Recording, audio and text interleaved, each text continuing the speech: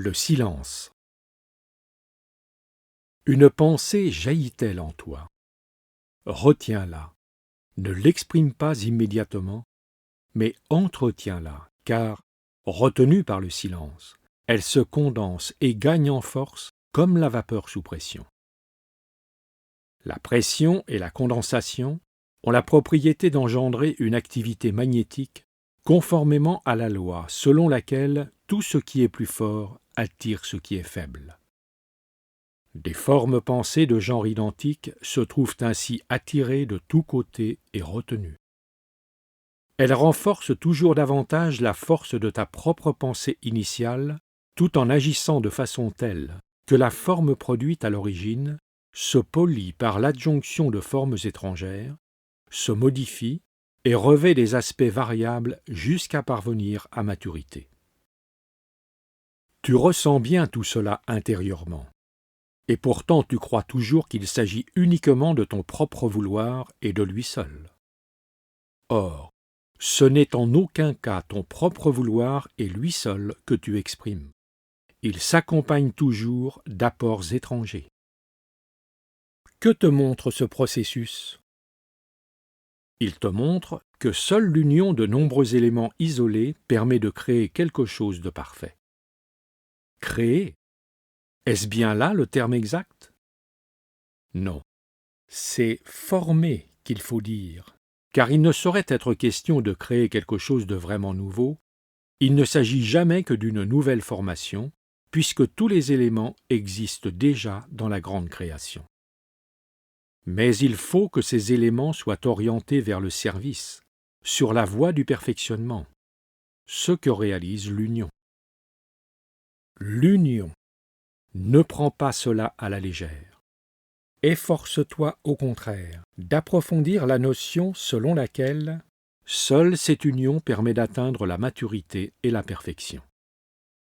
Ce principe repose dans la création entière, tel un joyau qui attend d'être dégagé. Il est intimement lié à la loi qui veut que ce n'est qu'en donnant que l'on peut recevoir. Et qu'implique le fait de saisir ces principes comme il se doit, c'est-à-dire de les vivre? L'amour. Voilà pourquoi l'amour est bien la force suprême, la puissance illimitée dans les mystères de tout ce qui est. De même que pour une seule pensée, l'union construit, polit et forme, ainsi en va-t-il de l'être humain lui-même et de la création entière qui, en une incessante jonction de formes individuelles existantes, fait l'objet de nouvelles configurations grâce à la force du vouloir. C'est ainsi que naît le chemin qui mène à la perfection. Un seul être ne peut offrir la perfection. Seul peut le faire l'ensemble de l'humanité dans la multiplicité de ses particularités.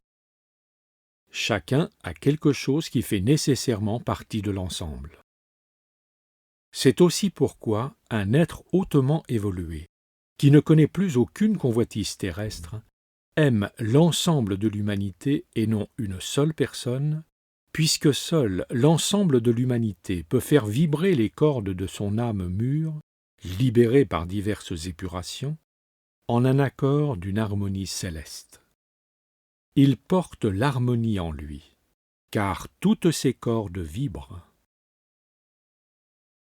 Revenons à la pensée, qui attira à elle des formes étrangères et devint ainsi de plus en plus forte. Elle sort finalement de toi en onde de force compacte, traverse l'aura de ta propre personne et exerce son influence sur un environnement plus étendu. C'est ce que les êtres humains nomment le magnétisme de la personne.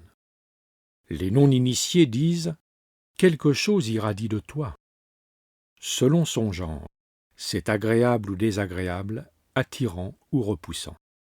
Quoi qu'il en soit, on le ressent. Cependant, rien n'irradie de toi.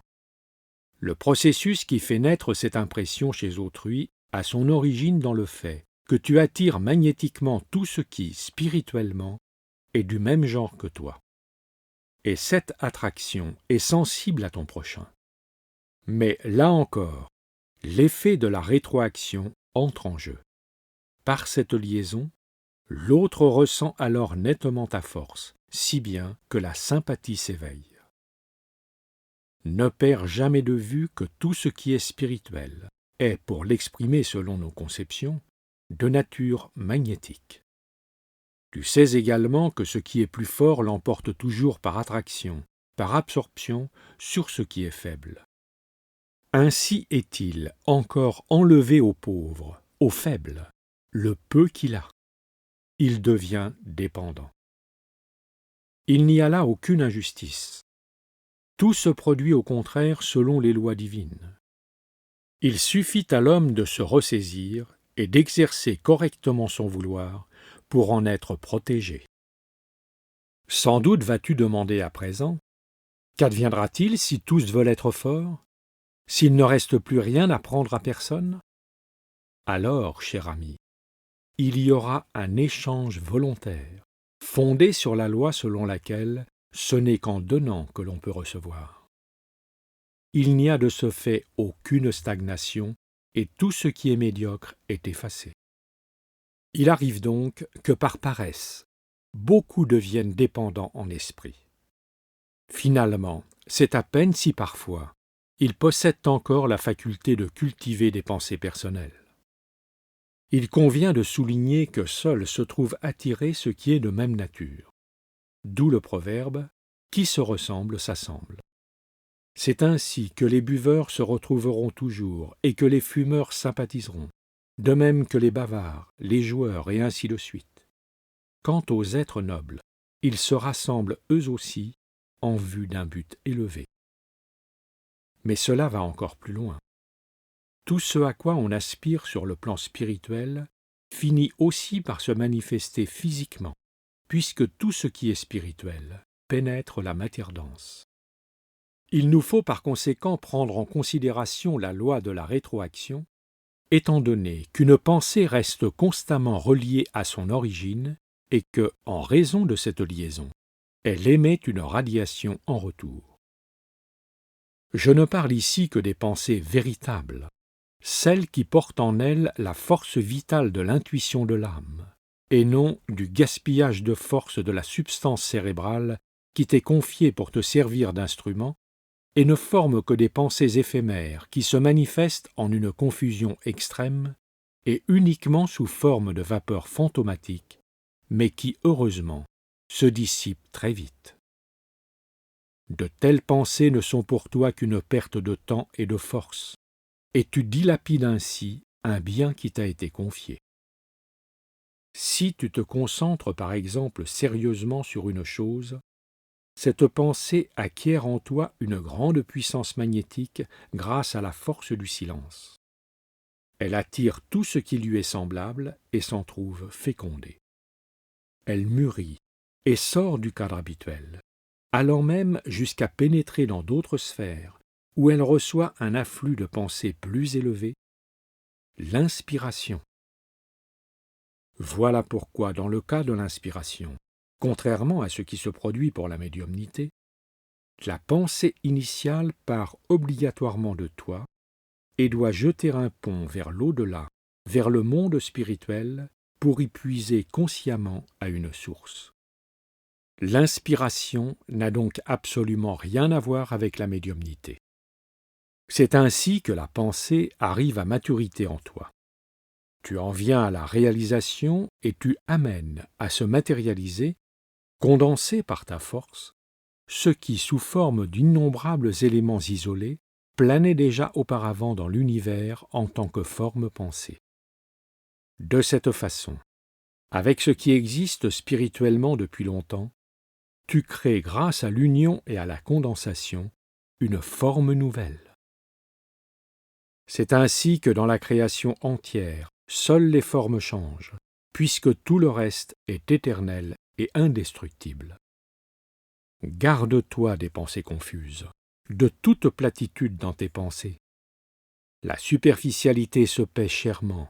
Elle t'abaisse rapidement à un niveau où s'exercent toutes sortes d'influences étrangères, si bien que tu deviens très facilement maussade, capricieux et injuste à l'égard de ton proche entourage. Si tu as une pensée véritable et si tu t'y tiens, la force accumulée doit finalement pousser à la réalisation. Étant donné que toute force est uniquement spirituelle, le devenir de toute chose se déroule entièrement sur le plan spirituel. Ce qui devient alors visible pour toi n'est jamais que l'effet ultime d'un processus préalable, à la fois spirituel et magnétique, qui s'accomplit toujours de façon uniforme et selon un ordre bien établi. Observe, et ce que tu penseras et ressentiras alors t'apportera bientôt la preuve que toute vie réelle ne peut être en vérité que la vie spirituelle, car c'est en elle seule que repose l'origine et l'évolution. Tu dois en venir à la conviction que tout ce que tu vois avec tes yeux physiques n'est en fait que manifestation de l'esprit, éternelle force motrice. Chaque acte, et jusqu'au moindre mouvement de l'être humain, est invariablement précédé d'un vouloir spirituel. Le corps ne joue ici que le rôle d'un instrument qui est animé spirituellement et n'est lui-même parvenu à se condenser que par la force de l'esprit. Il en va de même pour les arbres, les pierres et la terre entière. Tout est animé, pénétré et propulsé par l'esprit créateur. Mais comme l'ensemble de la matière, c'est-à-dire ce qui est visible sur le plan terrestre, n'est qu'une manifestation de la vie spirituelle, il ne te sera guère difficile de comprendre que les circonstances de la vie terrestre se forment elles aussi en fonction du genre de la vie spirituelle qui nous entoure et nous est la plus proche. Ce qui en découle logiquement est clair. La sage ordonnance de la création a doté l'être humain de la force de former pour lui-même les circonstances de sa vie en se servant de la force même du Créateur. Heureux celui qui ne l'utilise que pour le bien, mais malheur à lui s'il se laisse entraîner à l'employer pour le mal. Chez l'être humain, l'esprit est en outre entouré et obscurci par les convoitises terrestres qui adhèrent à lui comme des scories, l'alourdissent et le tirent vers le bas. Or, ces pensées sont des actes de volonté dans lesquels repose la force de l'esprit. La décision de penser de façon bonne ou mauvaise appartient à l'être humain. Il peut ainsi diriger la force divine vers le bien comme vers le mal. C'est en cela que réside la responsabilité qui est la sienne. En effet, la récompense ou le châtiment vient immanquablement, puisque toutes les conséquences des pensées retournent à leur point de départ à travers la rétroaction qui se déclenche infailliblement, de manière aussi immuable qu'implacable. De ce fait, elle est également incorruptible, rigoureuse et juste. Or, n'en dit-on pas autant de Dieu ? Si de nombreux adversaires de la foi ne veulent plus entendre parler aujourd'hui d'une divinité, cela ne change absolument rien au fait que j'ai mentionné. Il leur suffit de laisser de côté le petit mot Dieu et d'approfondir sérieusement la science pour trouver exactement la même chose, mais exprimée en d'autres termes. N'est-il pas dès lors ridicule d'en discuter encore ? Aucun être humain ne saurait contourner les lois naturelles. Nul ne peut aller à contre-courant.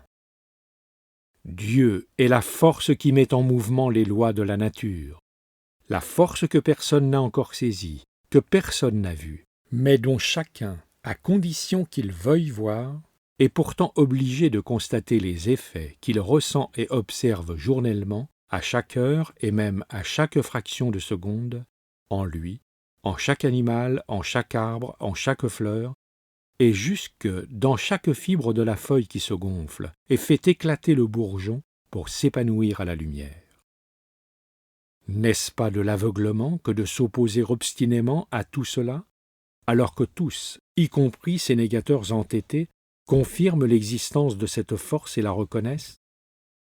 Qu'est-ce donc qui les empêche de nommer Dieu cette force qu'ils ont reconnue ? Est-ce un défi puéril, ou bien une certaine honte d'être dans l'obligation d'avouer que, pendant tout ce temps, ils ont obstinément cherché à nier quelque chose dont l'existence leur était évidente depuis toujours ? Ce n'est vraisemblablement rien de tout cela. La raison en est sans doute que de tous côtés, on ne présente à l'humanité que des caricatures de la grande divinité, des caricatures qu'elle ne saurait accepter lors d'une recherche sérieuse. La force de la divinité qui embrasse et pénètre tout ne peut qu'être rabaissée et dégradée si l'on tente de l'enfermer dans une image. Une réflexion approfondie montre qu'aucune image ne saurait être mise en concordance avec la divinité. C'est précisément parce que tout être humain porte en lui la notion de Dieu qu'il s'insurge intuitivement contre le fait de comprimer dans des limites étroites la grande et inconcevable force qui l'a engendré et qui le guide. Ce sont les dogmes qui sont responsables du fait que de nombreuses personnes en conflit intérieur cherchent à dépasser les bornes, bien souvent à l'encontre de leur vivante certitude intérieure. Mais l'heure du réveil spirituel n'est plus très éloignée. L'heure où les paroles du Rédempteur seront interprétées comme il se doit et sa grande œuvre de rédemption comprise de la bonne manière. Car le Christ apporta la délivrance hors des ténèbres en indiquant le chemin de la vérité et en montrant en tant qu'homme la voie qui conduit vers les hauteurs lumineuses. Et, par son sang versé sur la croix, il apposa le sceau de sa conviction. La vérité n'a jamais été différente de ce qu'elle était déjà en ce temps-là, de ce qu'elle est aujourd'hui et de ce qu'elle sera encore dans des dizaines de milliers d'années, car elle est éternelle. En conséquence, apprenez à connaître les lois qui sont inscrites dans le grand livre de la création entière. S'y soumettre veut dire aimer Dieu. Tu n'apportes alors aucune dissonance dans l'harmonie, mais tu contribues à mener le puissant accord à son plein épanouissement. Or, que tu dises « Je me soumets volontairement aux lois de la nature telles qu'elles existent parce que c'est pour mon bien », ou que tu déclares « Je me conforme à la volonté de Dieu qui se manifeste dans les lois naturelles », ou encore à la force inconcevable qui régit les lois de la nature, l'effet est-il différent? La force est là, et tu en reconnais l'existence, tu y es contraint, parce que tu ne peux faire autrement dès que tu réfléchis quelque peu. Et tu reconnais ainsi ton Dieu, le Créateur. Et cette force agit également en toi lorsque tu penses. N'en abuse donc pas pour le mal, mais oriente-toi vers le bien. N'oublie jamais que lorsque tu engendres des pensées, tu utilises la force divine avec laquelle tu es capable d'atteindre ce qu'il y a de plus pur et de plus élevé. Efforce-toi de ne jamais perdre de vue que toutes les conséquences de tes pensées retombent invariablement sur toi, proportionnellement à la force, à l'intensité et à l'ampleur de l'effet des pensées, en bien comme en mal. Mais comme la pensée est spirituelle, ses conséquences reviennent spirituellement. Elles t'atteignent donc, peu importe que ce soit ici sur terre ou plus tard, après ton décès, sur le plan spirituel. Étant de nature spirituelle, elles ne sont pas non plus liées à la matière. Il s'ensuit que la décomposition du corps n'en suspend pas le dénouement. La rétribution viendra infailliblement dans la répercussion, tôt ou tard, ici-bas ou dans l'au-delà. Le lien spirituel avec toutes tes œuvres reste solidement établi, puisque les œuvres d'ordre matériel et terrestre ont bien elles aussi une origine spirituelle en raison de la pensée qui les a engendrées, et elles subsistent, même lorsque tout ce qui est terrestre a disparu.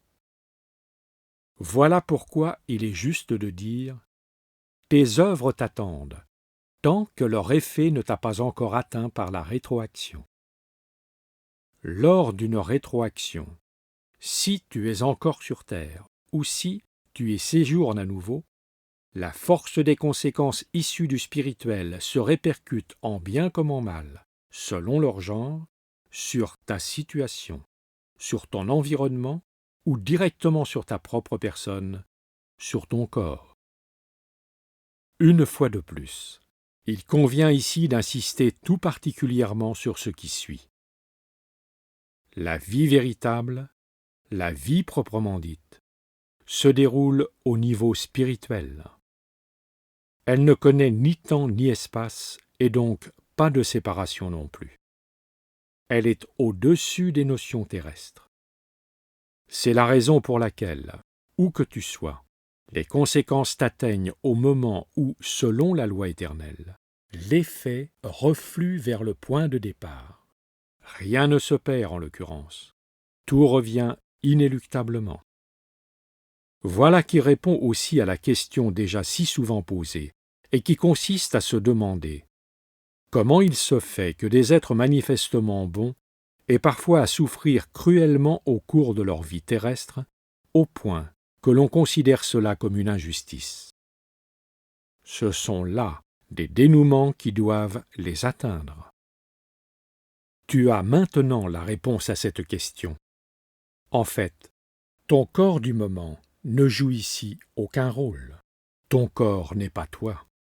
Il n'est pas ton moi tout entier, mais un instrument que tu t'es choisi ou que tu as dû prendre en vertu des lois qui régissent la vie spirituelle et que tu peux tout aussi bien appeler lois cosmiques si elles te paraissent plus compréhensibles ainsi. Ta vie terrestre du moment n'est qu'un court laps de temps dans ton existence proprement dite. Quelle pensée accablante s'il n'existait en l'occurrence aucune issue, aucune puissance pour s'opposer à ces dénouements en exerçant une action protectrice. Plus d'un ne pourrait alors que perdre courage en s'éveillant à la vie spirituelle et préférerait continuer à dormir en suivant son train-train habituel. En fait, l'homme ignore ce qui l'attend. Il ne sait pas quelles répercussions de ses actes passés vont encore le frapper, ou, comme on le dit couramment, ce qu'il a à réparer. Mais sois sans crainte. Dès ton réveil, dans la sage ordonnance de la grande création, un chemin t'est également montré, grâce à la force du bon vouloir, une force sur laquelle j'ai déjà attiré tout particulièrement l'attention et qui atténue les dangers du karma en cours de dénouement ou les écarte complètement. Cela aussi, l'Esprit du Père l'a mis entre tes mains. La force du bon vouloir forme autour de toi un cercle capable de désagréger le mal qui s'approche, ou du moins de l'atténuer considérablement, exactement comme la couche atmosphérique protège le globe terrestre. Or, la force du bon vouloir, cette solide protection, grandit et se trouve stimulée par la puissance du silence. Voilà pourquoi, chercheurs, je vous adresse une fois encore ce pressant appel. Gardez pur le foyer de vos pensées, puis cultivez avant tout la grande puissance du silence si vous voulez vous élever. Le Père a déjà déposé en vous la force nécessaire à toute chose. Il vous suffit de l'utiliser.